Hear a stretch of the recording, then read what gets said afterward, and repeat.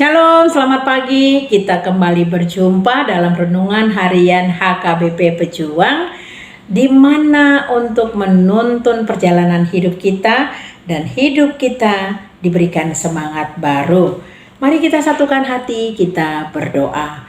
Bapa di surga, Bapa sumber segala sukacita dan sumber keselamatan kami, kemurahan-Mu yang berlimpah atas kami, mengajarkan kepada kami untuk selalu bersyukur kepadamu ya Bapa. Pagi hari ini kami akan kembali melakukan aktivitas kami. Tuhanlah kiranya yang memberkati dan melindungi kami, memberikan roh hikmat kepada kami, sehingga kami dimampukan untuk beraktivitas dari pagi sampai malam hari. Kiranya Roh Kudus menolong kami. Amin. Firman Tuhan sebagai renungan kita pada pagi hari ini diambil dari kitab Lukas 6 ayat 31. Demikian firman Tuhan. Dan sebagaimana kamu kehendaki supaya orang perbuat kepadamu, perbuatlah juga demikian kepada mereka. Demikian firman Tuhan. Tema kita pada hari ini kita beri judul Hidup dalam Kasih Kristus. Bapak Ibu jemaat yang dikasihi Tuhan Yesus Kristus, hidup kita ini sebetulnya sangat sederhana. Caranya, untuk membuat banyak teman, kita bangun jembatan persahabatan. Namun dalam realita kehidupan, banyak orang yang berharap mendapatkan perlakuan yang baik dari orang lain. Contohnya, dia ingin dihargai, dihormati, didengar, diperhatikan, namun dia sendiri tidak melakukannya terlebih dahulu. Saudaraku, firman Tuhan hari ini mengingatkan kembali bahwa segala sesuatu yang kamu kehendaki supaya orang lain perbuat kepadamu, perbuatlah juga demikian. Dengan kata lain, bila kita ingin dihargai orang lain, maka belajarlah untuk menghargai orang lain. Bila kita ingin diperhatikan oleh orang lain, maka belajarlah dulu untuk memperhatikan orang lain. Bila kita ingin mendapatkan perlakuan yang ramah dari orang lain, maka mari kita belajar untuk terlebih dahulu berbuat ramah kepada orang. Bila kita ingin orang lain untuk tidak ingkar janji kepada kita, maka mari kita belajar untuk tidak ingkar janji kepada orang. Demikian juga relasi suami istri. apa yang diinginkan oleh suaminya terhadap istrinya, maka dia harus berbuat dahulu. Itu yang disebut dengan timbal balik. Demikian juga apa yang diinginkan oleh saudara kita untuk diperbuat kepada kita, maka kita harus melakukannya terlebih dahulu. Inilah yang disebut dengan hukum kesamaan. Saudaraku, Rasul Paulus menasehatkan dalam Filipi 2 ayat 4, dan janganlah tiap-tiap orang hanya memperhatikan kepentingan sendiri, tetapi kepentingan orang lain juga. Namun bagaimana realitanya? Faktanya adalah selalu saja ada orang yang menginginkan orang lain terlebih dahulu harus melakukan, apalagi kalau dia sudah ada pangkatnya, kehebatannya, kuasanya.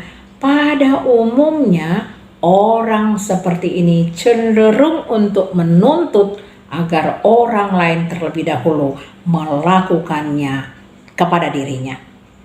Dikatakan di 2 Timotius 3 ayat 2 sampai dengan 3, manusia akan mencintai dirinya sendiri, tidak tahu berterima kasih, tidak tahu mengasihi. Kita menjadi orang yang sangat egois. Hal inilah yang sering sekali menjadi pemicu permasalahan dan penyebab retaknya hubungan baik di dalam kehidupan berumah tangga, pertemanan, hubungan kerja, bahkan pelayanan. Karena tiap-tiap orang saling menuntut dan mengutamakan kepentingannya sendiri. Saudaraku, dalam Lukas 6 ayat 27 sampai 31, firman Tuhan mengingatkan kita untuk mampu mengasihi semua orang, termasuk mereka yang menganggap kita musuhnya, mereka yang tidak mau memaafkan kesalahan kita, atau bahkan mereka yang justru mencari-cari kesalahan kita. Tentu hal tersebut tidaklah mudah bagi kita. Mengasihi musuh, mengasihi orang yang berbuat jahat kepada kita, mengasihi orang yang selalu tidak menghargai kita.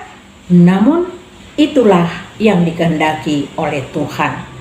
Bagi Tuhan, mengasihi orang yang juga mengasihi kita itu adalah hal yang biasa, itu hal yang lumrah, hal yang memang seharusnya terjadi. Namun Tuhan menginginkan lebih dari itu. Mengapa? Karena Tuhan sendiri sudah memberikan teladan akan hal itu. Tuhan Yesus mengorbankan nyawanya bagi semua orang tanpa kecuali. Ia memberikan pengampunan dan keselamatan bagi semua orang, termasuk bagi mereka yang membenci dan tidak menerimanya. Saudaraku, seandainya pun perbuatan baik kita direspon dengan perbuatan jahat, tetaplah berbuat baik, tetaplah mengasihi. Karena akan ada saatnya kita akan menuai kebahagiaan dari Tuhan dan hidup kita menjadi berdampak positif bagi orang lain. Tetaplah menabur kebaikan tanpa pamrih. Amin. Kita berdoa. Bapa di surga, terima kasih ya Bapa, bahwa kami harus terus mengasihi walaupun kami disakiti, karena Tuhan Yesus adalah kasih, dan teladan itu sudah Tuhan berikan kepada kami dengan mengorbankan nyawamu di kayu salib untuk menyelamatkan setiap manusia ya Bapa. Ajar kami untuk selalu setia kepada Tuhan. Biarlah kami saling mengampuni agar hidup kami menjadi teladan bagi orang lain dan menyukakan hati Tuhan. Ampuni kami ya Bapa. Berilah kepada kami damai sejahtera yang dari Tuhan. Di dalam nama anak-Mu Tuhan Yesus Kristus kami berdoa. Amin. Anugerah dari Tuhan Yesus Kristus, kasih dari Allah Bapa, dan persekutuan dari Roh Kudus kiranya memberkati kita sekalian. Amin. Selamat beraktivitas, Tuhan Yesus memberkati.